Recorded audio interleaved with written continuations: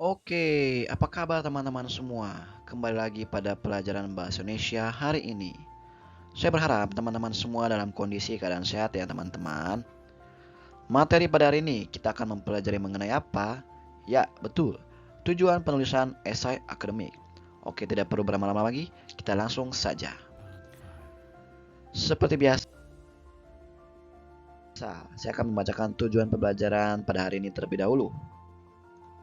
Setelah menonton video ini, saya berharap teman-teman akan mampu menerapkan langkah-langkah penyusunan proposal penelitian dalam penulisan proposal penelitian skripsi.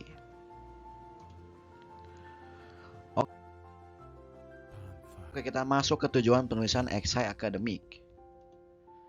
Esai akademik bertujuan untuk menyampaikan pemahaman yang lebih mendalam tentang suatu topik atau konsep tertentu kepada pembaca.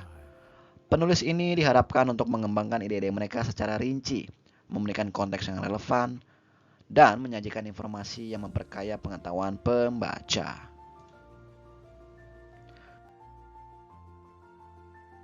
Mengemukakan argumen atau pendapat. Salah satu tujuan utama esai akademik adalah menyampaikan argumen atau pendapat penulis mengenai suatu masalah atau topik tertentu. Penulis harus menggunakan bukti dan data yang kuat untuk mendukung argumen mereka, serta menyusun argumen tersebut secara logis dan terstruktur. Tujuan akhirnya adalah untuk meyakinkan pembaca tentang kebenaran atau kevalidan argumen yang diajukan, serta mendorong pembaca untuk mempertimbangkan perspektif penulis. Menganalisis dan menafsirkan informasi. Esai akademik memberikan kesempatan bagi penulis untuk menganalisis dan menganalisis informasi atau data yang telah dikumpulkan. Penulis dapat menggunakan berbagai metode analisis, termasuk analisis statistik, analisis kualitatif, dan pendekatan teoritis untuk menguraikan makna dan implikasi dari informasi tersebut. Ini membantu pembaca memahami bagaimana informasi tersebut relevan dengan konteks yang lebih luas dan bagaimana informasi tersebut dapat digunakan untuk menjawab pertanyaan penelitian atau memecahkan masalah.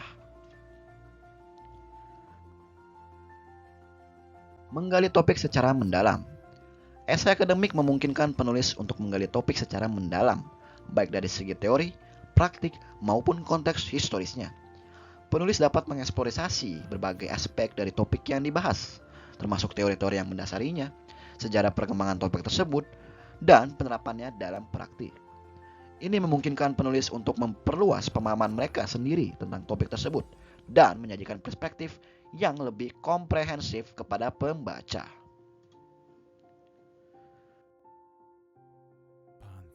Lalu, menghasilkan pengetahuan baru. Melalui penelitian yang mendalam dan refleksi kritis yang dilakukan dalam proses menulis esai akademik, penulis dapat berkontribusi pada pembentukan pengetahuan baru dalam bidangnya. Penulis dapat menghasilkan pengetahuan baru melalui penemuan-penemuan baru, analisis yang inovatif, atau pemikiran kritis yang mendalam. Pengetahuan baru ini tidak hanya memperkaya literatur yang ada, tetapi juga dapat menjadi dasar bagi penelitian lebih lanjut dan aplikasi praktis di bidang tersebut.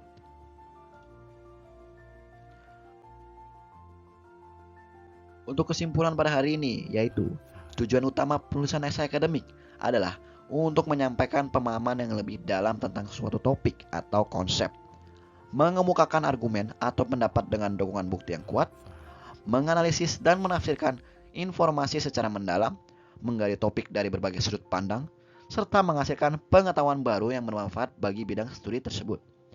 Melalui proses penulisan yang terstruktur dan kritis, esai akademik tidak hanya memperkaya wawasan pembaca, tetapi juga berkontribusi pada dialog intelektual dan perkembangan ilmu pengetahuan.